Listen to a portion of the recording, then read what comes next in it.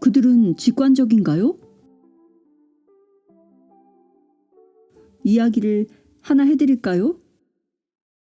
오늘 아침 일어난 일입니다. 친구에게 4살 먹은 손자가 있어요.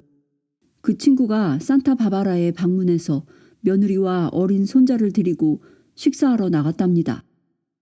엄마는 줄곧 아이의 유치원 생활과 수영 실력을 자랑했고 선생님도 아이가 빨리 배운다고 칭찬했다며 자랑을 늘어놓더래요.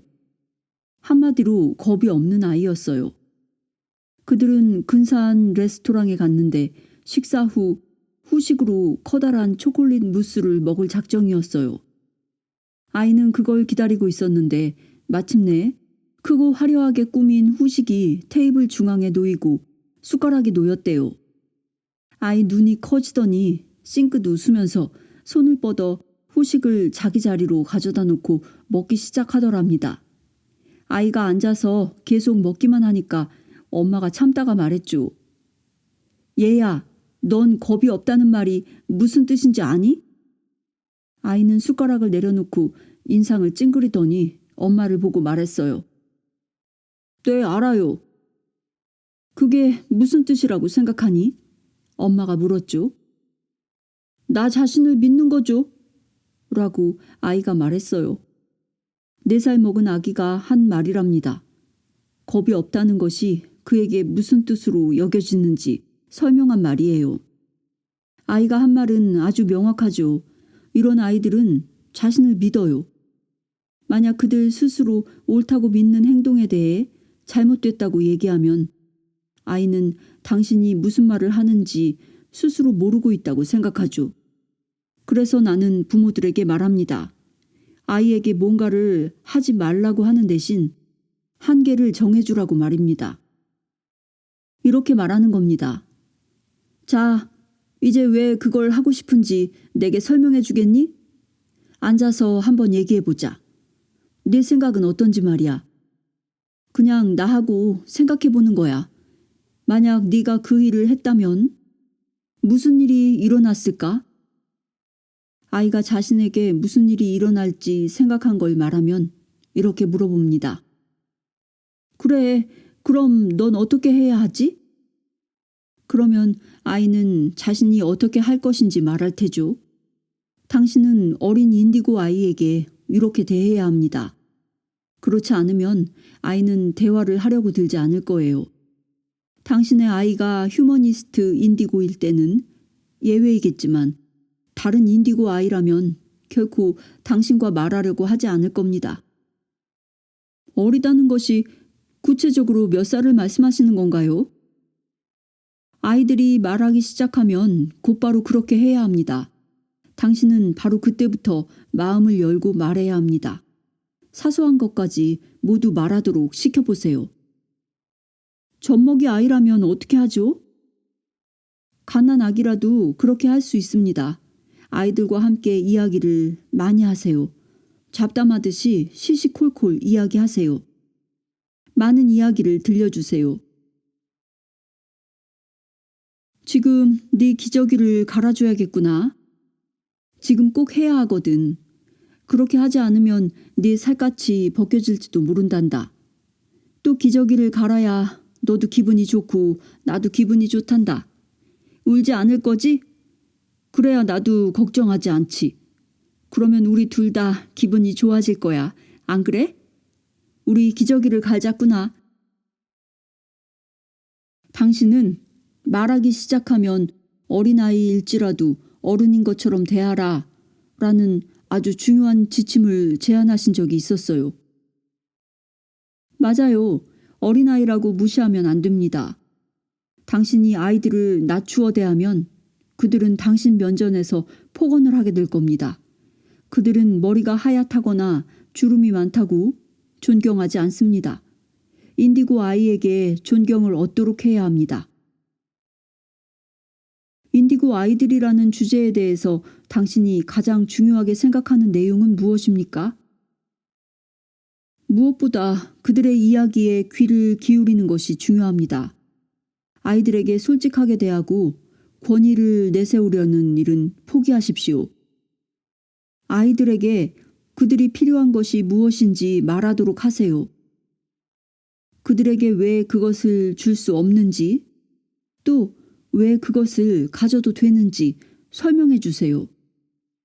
정말 필요한 것들은 그들의 이야기를 듣는 일입니다. 그것이 전부입니다. 인디고 아이들은 활짝 열려 있습니다.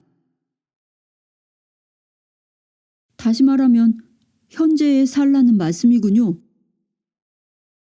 그렇습니다. 여러분이 인디고 아이들을 학대하면 그들은 학교에 가서 선생님께 말합니다. 아니면 경찰을 부르겠죠. 최근 수년 동안 일어난 일을 보면 서너 살 먹은 아이들이 경찰을 불러서 부모로부터 구조받았다는 이야기가 있습니다.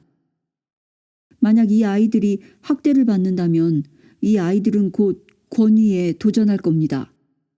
그들은 그렇게 할 것이고 우리는 그것 때문에 상처를 받을 것입니다. 저는 우리 세대를 현재의 우리와 그들을 이어주는 무지개 다리라고 부르고 싶습니다. 그건 사실입니다. 나는 그들을 3차원적 영역에서 4차원 영역으로 연결하는 다리라고 부릅니다. 3차원 영역이란 합리적인 영역입니다. 생각하는 영역이죠. 4차원 영역은 존재의 영역입니다. 우리가 여기서 사랑, 존경, 평화, 행복 등을 말하고 있지만 우리는 그것을 거의 실천하지 못하고 있습니다. 그러나 점점 더 그것에 익숙해지겠죠. 4차원의 영역에서 우리는 그것을 실천하게 될 것입니다.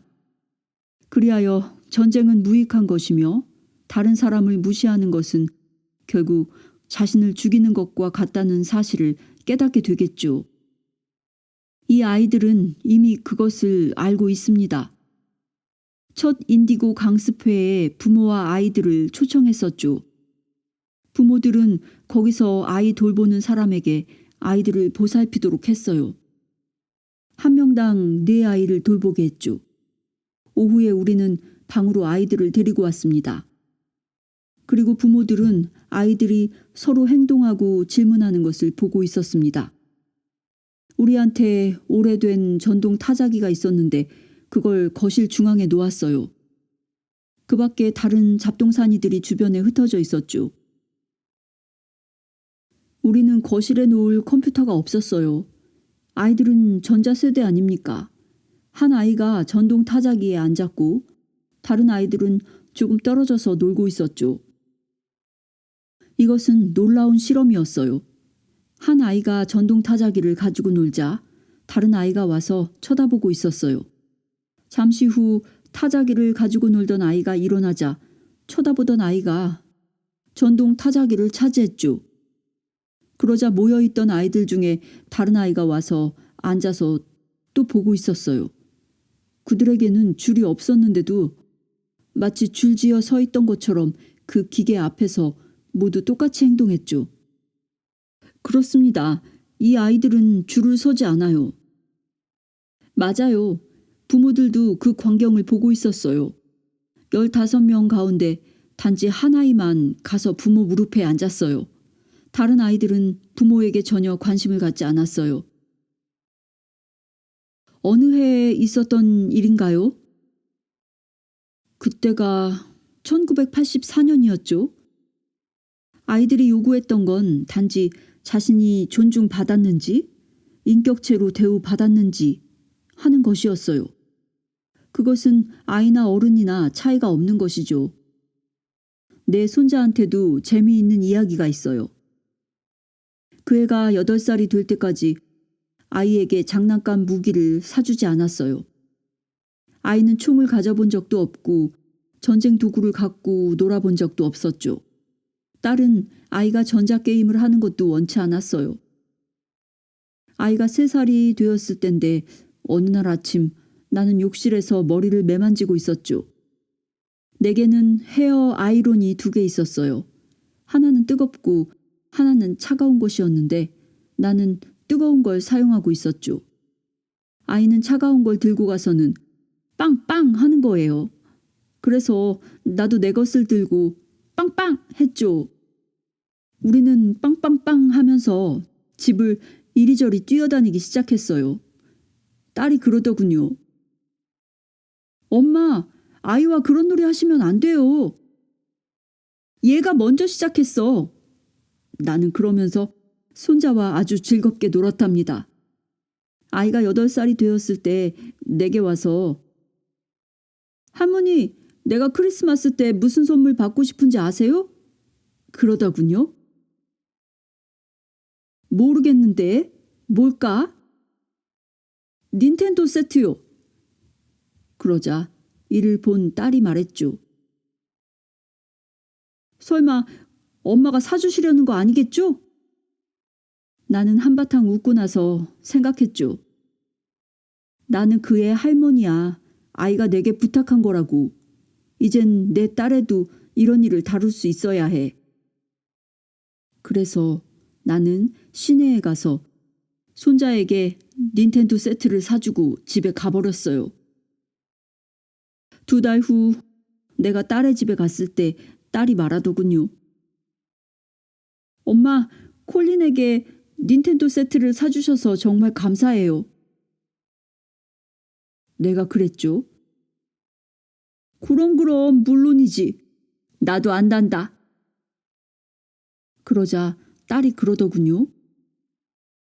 아니 엄마, 진지하게 말씀드리는 건데요. 내가 아이에게서 그것을 빼앗을 수 없다는 걸 깨닫게 돼서 엄마에게 정말 감사드리고 싶은 거예요. 나한테도 책임이 있다는 걸 깨달았어요. 그래서 나는 콜린에게 닌텐도 시간을 팔기 시작했어요. 그 애에게 제안했죠. 정해진 시간 안에 하기 힘든 일을 하면 닌텐도 놀이를 할 수 있는 시간을 많이 주겠다고요. 그러자 이 애는 학교에서 내주는 모든 종류의 과제를 아무 도움 없이 하기 시작했어요. 그래서 콜린에게 말했죠. 학교 생활을 성실히 하면 닌텐도를 10분 더 할 수 있을 거야. 성적을 한 단계 더 올리면 그만큼 더 닌텐도를 할 수 있을 거고, 만약 성적이 떨어지면 닌텐도 하는 시간은 그만큼 줄어들 거야. 라고 말이에요. 그래서 콜린은 학교에서 돌아오면 자신이 해야 할 자질구레한 일을 모두 하고 나서 엄마와 이런 얘기를 나눕니다. 내가 해야 할 일이 또 있나요? 그래, 그만하면 됐다. 닌텐도 몇 분 하면 돼요? 아이의 수학 실력은 D에서 A로 올랐고 2주가 지난 후 선생님이 딸애를 만나서 물었대요. 콜린에게 무슨 일이 있었나요? 애가 딴 사람이 됐어요. 그래서 딸애는 선생님께 자초지종을 말했답니다. 그러자 선생님이 당부하더랍니다. 그럼 계속 그렇게 하세요. 콜린은 내가 지금까지 지도한 아이들 중에서 가장 훌륭해요. 선생님 이야기에 따르면 콜린은 학교에서도 제가 해야 할 일이 있을까요? 하고 묻거나 집에 가기 전에도 선생님 도와드릴 일 있어요? 하고 묻는답니다. 선생님이 시킨 일을 하고 집에 돌아와서 엄마에게 자신이 한 일을 말하고 그 대가로 닌텐도 시간을 달라고 하죠. 엄마는 당연히 그 시간을 허락해주고요. 그 앤 비로소 학생이 된 거죠. 많은 사람들은 인터넷이 아이들에게 나쁘다며 그 위험성을 지적합니다. 그러나 만약 아이들과 함께 대화를 나누며 어떤 정보를 선택해야 하는지 알려주고 그렇게 마음이 열려 있다면 이 아이들은 덫에 걸리지 않을 것입니다. 주의가 필요한 아이들은 이미 덫에 걸린 아이들입니다. 이 아이들은 영리합니다. 그러나 이 아이들은 우리와 비슷해요. 우리는 가끔 쓸데없이 어리석은 선택을 하죠. 그리고 아이들도 필요하면 그렇게 해야 합니다. 그러나 우리가 틀을 잡아주면 아이들은 매우 지혜로운 선택을 하게 됩니다. 위대한 아이들입니다. 이것은 사실일까? 어쩌면 당신은 색깔을 보는 사람들에게 관심이 없을 수도 있다. 다음은 철학 박사 4명과 교사 1사람이 인디고 아이들과 관련한 주제로 토론한 내용과 연구 보고이다. 인디고 유형에 대한 낸시의 분류는 전문가들의 견해와 일치하는 것일까? 철학 박사 바브라 딜렌저는 여기에 동의한다. 바브라 딜렌저는 깨어있는 시간은 대부분 상담을 하며 보낸다. 인간 본성에 관해 탐구해온 그녀는 삶에 대한 이유, 인생이 주는 교훈, 인생에 대한 통찰을 얻도록 사람들을 돕고 있다.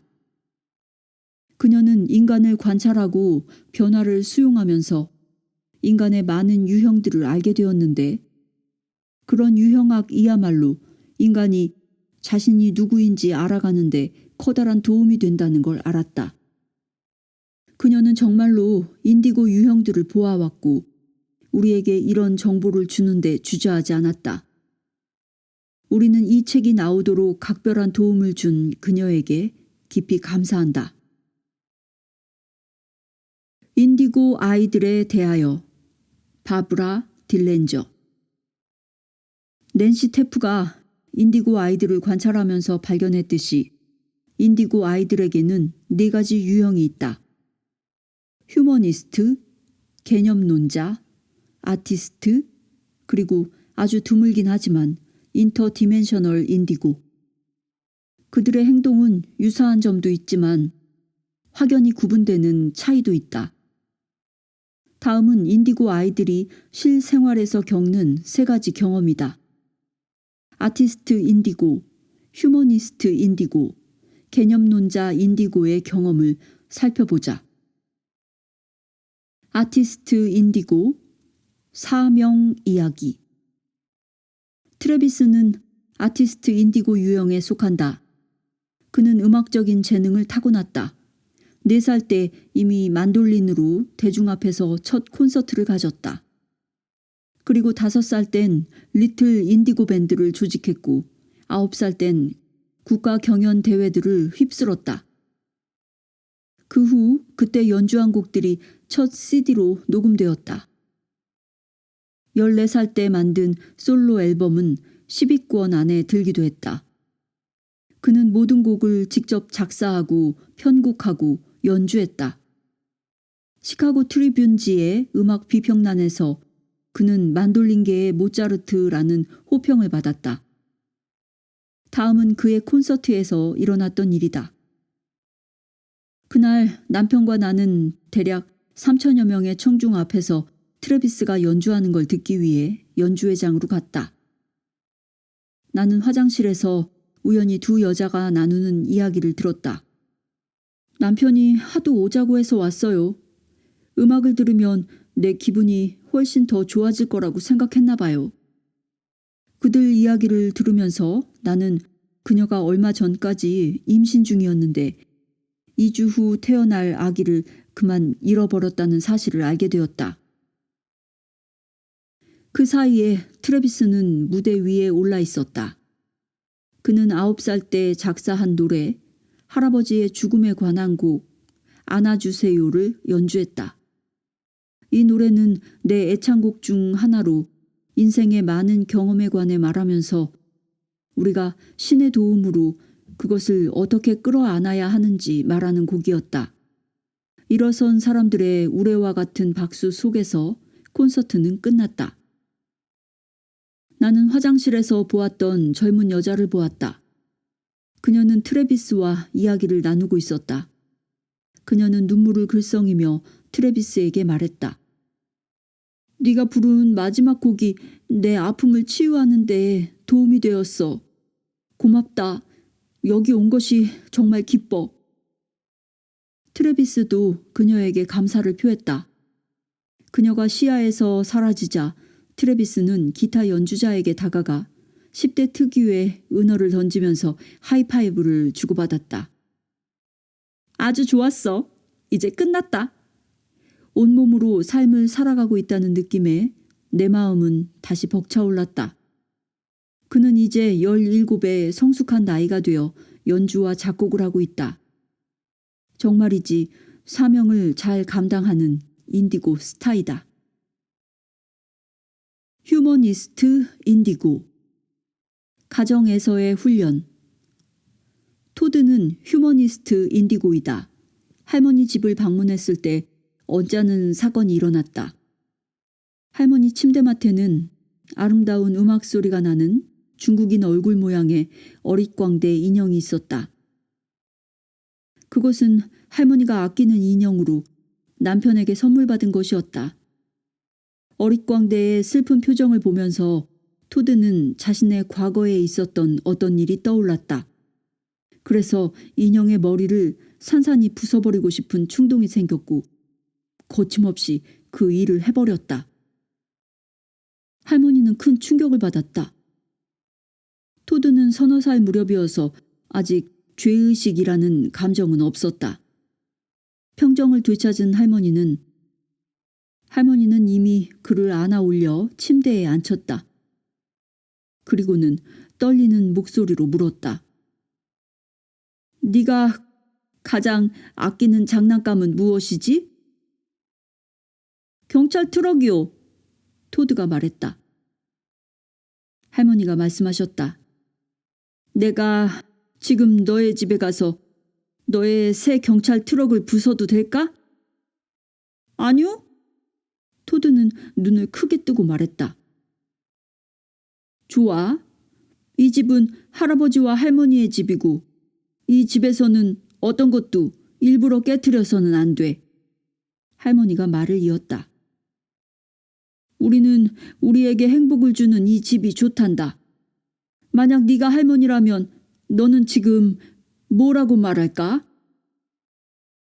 토드는 상황을 돌아보며 생각하고 말했다. 아마도 전 지금 타임아웃이 필요한 것 같아요. 타임아웃이란 아이가 잘못했을 때 반성할 수 있도록 잠시 격리시키는 것을 말한다. 그러고는 토드는 다른 방으로 갔다. 파티가 진행 중이었지만 토드는 혼자 떨어져서 문을 닫은 채 조용히 앉아 있었다. 몇 분 후 할머니는 방에 가서 화, 두려움, 긍정적인 표현 방식 같은 것들에 대해 토드와 이야기를 나누었다. 여기서 우리가 볼 수 있는 건 휴머니스트 인디고이다. 사람과 자유를 사랑하는 휴머니스트 인디고 말이다. 겨우 4살 된 어린아이가 홀로 있기 위해 타임아웃을 선택했다. 토드의 이런 자발적인 처사는 자신의 부적절한 행동에 대한 적절한 벌칙이었다. 이제 할머니에게는 친구에게서 선물 받은 새로운 천사 인형이 있다. 아름다운 그 인형의 얼굴은 천으로 되어 있다. 개념론자 인디고. 학교와 변화에 대한 욕구. 12살짜리 팀이 내 사무실로 찾아왔다. 팀의 엄마는 수심이 가득했다. 팀은 학교에 가지 않으려고 했다. 팀은 학교에서 시간을 보낼 가치가 없다고 생각했다. 그는 특히 영어 수업을 좋아하지 않았다. 팀의 엄마는 내가 아이를 설득해서 학교로 되돌려 보내주기를 원했을 것이다. 팀은 개념론자 인디고이고 컴퓨터 세계에 홀딱 빠져 있다. 왜 영어를 좋아하지 않니? 라고 팀에게 물었다. 선생님이 바보 같아요. 선생님은 내가 허클베리 핀을 읽길 바래요. 나는 어떤 선생님들보다 그가 더 영리할 수도 있지만 아직은 선생님들에게서 배울 것이 있을 거라고 팀에게 지적해 주었다. 또한 학교에서 영어는 필수적인 과목이지만 다른 식으로 배울 방법이 있다는 말도 들려주었다. 그리고는 어떻게 그 문제를 해결하고 싶은지 물었다. 팀은 즉각 답을 만들어냈다. 그는 자신처럼 느끼는 몇몇 친구들과 방과 후 영어 그룹 스터디를 시작했다고 한다. 그들은 분명 허클베리 핀에 대해서는 흥미가 없었겠지만 대신 인터넷을 사용했다. 그들은 방과 후 학교에 남아서 자신들을 지도해줄 사람을 찾았다. 나는 팀의 엄마에게 이 해결 방법을 제안하면서 아이가 자율학습 교사를 찾도록 도와주라고 부탁했다. 팀의 엄마는 당황해하는 눈치였지만 받아들였다. 팀은 자신이 이해받았다고 느끼자 한결 편안해졌다.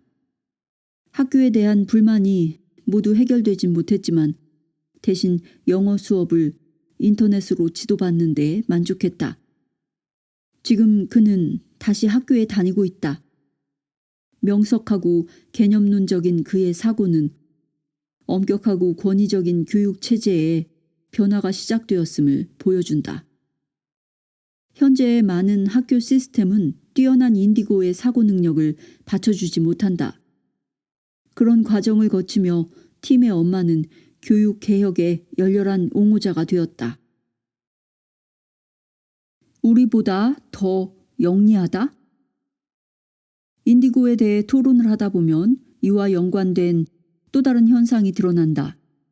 즉, 모든 부모들은 자기 아이가 평균 학력 수준보다 더 영리하다고 생각하고 싶어 한다.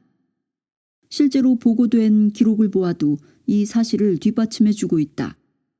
그러니 어머니들이여, 당신들의 생각은 지극히 정상이다. 하지만 아이들을 측정하는 새로운 패러다임을 제시할 수 있도록 평균 학력이라는 것에도 변화가 있어야 한다. 당신의 아이가 정말로 당신이 살아온 시절보다 또는 과거에 키웠던 다른 아이보다 더 영리하다고 느끼는가? 아마도 영리함이라는 것이 현실에서 하나의 장점으로 드러날 때 동시에 그것은 문제로 진단받을 수도 있지 않을까? 영리함이라는 것이 혹여 현실적으로는 역기능을 불러일으키진 않을까? 이것을 어떻게 알 수 있는가? 학교는 더 똑똑한 아이들에 대한 준비가 아직 되어 있지 않은 건 아닌가? 당신은 직관적으로 계속 그렇게 생각하고 있지 않았는가? 인디고 아이들은 대체로 부모인 우리의 어린 시절보다 더 영리할까? 새로 태어나는 아이들 대부분은 인디고이든 아니든 새로운 지식과 지혜를 가지고 이 세상에 오는 것은 아닐까? 바로 이 문제에 대해서는 국가적인 관심을 기울여야 한다. 최근에 보도된 내용에 따르면 초등학교가 제대로 준비되지 않은 상태로 우리 아이들을 가르치고 있으며 전국적으로 평균 이하의 테스트를 치르게 하고 있다고 하지 않던가. 물론 여러분도 들었을 것이다. 그러나 모든 현상이 꼭 보이는 그대로는 아니다. 다음 내용은 이 주제에 대해 조금은 여유를 갖고 생각하게 해준다. 아울러 이는 우리 아이들에게 보편적으로 일어나는 현상에 대해서도 지적하고 있다. 확실히 요즘 아이들은 학교가 따라가지 못할 만큼, 아니 학교에서 아이들을 정확하게 진단할 수 없을 만큼 지적 능력이 발달했다. 상승곡선, IQ와 관련 검사에서 나타나는 장기적 향상이라는 책의 표지에 나온 말을 인용한다. 오늘날 어린이들의 교육 능력이 급속히 감소하고 있으며 어린이들이 인생의 중요한 과업에 대처할 수 있도록 학교가 제대로 준비시키지 못하고 있다는 점은 참으로 애석한 일이다. 그러나 심리 측정학자들은 이런 한탄의 소리를 반박하는 흥미로운 경향을 발견했다. 즉, IQ 지수가 사실상 지난 50년 이래로 놀라운 성장을 보여준다는 것이다. 백인과 소수민족 학생들 사이의 IQ 지수가 이를 입증하고 있다. 이러한 경향은 그 현상을 처음으로 문서화한 사회과학자 제임스 플라인의 이름을 따서 플라인 효과라고 명명되었다. 이 선동적인 책은 바로 그 현상에 주목하고 있다. 한 세대와 그 다음 세대의 IQ 지수를 비교하는 것이 가능한 일일까? IQ 지수에 가장 큰 영향을 미치는 환경 요인에는 무엇이 있을까? 정신측정 검사란 실제로 어떤 종류의 지능을 측정하는가? 영양학, 정신측정 연구, 사회학, 인지심리학, 사회심리학, 발달심리학 등을 선도하는 전문 학자들이 이 책에서 플라인 효과의 요인에 대해 논의한다. 이들은 벨 곡선에서 찰스 머레이가 대중화한 열생학 가설에 따라 열띤 토론을 벌인다. 지능과 그 측정에 관한 최근 지식에 관심 있는 사람이라면 꼭 읽어볼 만한 책이다. 이제 IQ의 속성과 똑똑함이란 무엇인지 인디고 아이들이라는 주제와 연관하여 직접 토론해보자. 우리는 이 책에 훌륭한 글을 기고해준 도린 버추 박사를 소개함으로써 이 문제를 토론하기 시작할 것이다. 그녀는 어린이들에 대한 열정도 대단하지만 베스트셀러인 빛의 일꾼의 길과 신성한 안내라는 책의 작가로도 유명하다. 그녀는 자신의 사상을 여러 잡지에 소개해왔다. 그녀의 깊이 있는 연구들은 이전에 입증되지 않았던 영적인 사상과 함께 과학적인 사실을 소개하고 있다. 선물인가 골칫거리인가? 도린 버추. 인디고 아이들은 태어나면서부터 신이 주신 날개옷을 입고 태어난다. 그들 중 많은 아이들이 인생의 의미를 탐구하며 행성을 어떻게 구할지 궁리하는 철학자로 태어난다. 그들은 천부적인 재능의 과학자, 발명가, 예술가들이다. 그러나 옛 에너지를 기초로 세워진 우리 사회는 이 아이들의 타고난 재능을 덮어버리고 있다. 재능 있고 창의적인 어린이들을 위한 국립재단. 이 재단은 재능 있고 창의적인 아이들에 대한 발굴과 지원을 설립 목적으로 하는 비영리 단체이다. 이 재단에 따르면 재능 있는 수많은 아이들이 학습 불능자로 잘못 판단되고 있다고 한다. 이 조직을 이끄는 사람들은 말한다. 많은 영재 아동들이 공교육 체계 안에서 파괴되어 가고 있다. 재능 있는 수많은 어린이들에게 ADHD라는 꼬리표가 무책임하게 붙고, 그래서 많은 부모들은 자신의 아이가 잠재적으로 재능이 있는 아이인 걸 알지 못한다. 그들은 당신의 아이가 재능이 있는 아이인지 아닌지 분별할 수 있는 특징들을 다음과 같은 목록으로 만들었다. 높은 감성을 지녔다. 지나치게 에너지가 넘친다. 금방 실증을 낸다. 집중하는 시간이 짧은 것처럼 보인다. 자기 주변에 감정적으로 안정되고 믿을 만한 어른들이 있길 바란다. 민주적인 방식이 아니라면 권위에 저항한다. 특히 독서와 수학에서의 학습 방법을 좋아한다. 기막힌 아이디어가 생겨도 그것을 실현할 수 있도록 작업을 도와주거나 자원이 없으면 쉽게 좌절한다. 기계적으로 외우거나 단순히 듣기만 하는 건 좋아하지 않고 탐구하면서 배우기를 좋아한다. 자신이 흥미를 느끼는 것에 몰두할 때를 제외하고는 가만히 앉아 있지 못한다. 연민이 깊고 죽음이나 사랑하는 사람들의 상실 등에 많은 두려움을 갖고 있다. 일찍 실패를 경험하면 배움을 포기하고 계속되는 배움에 대해 벽을 쌓는다.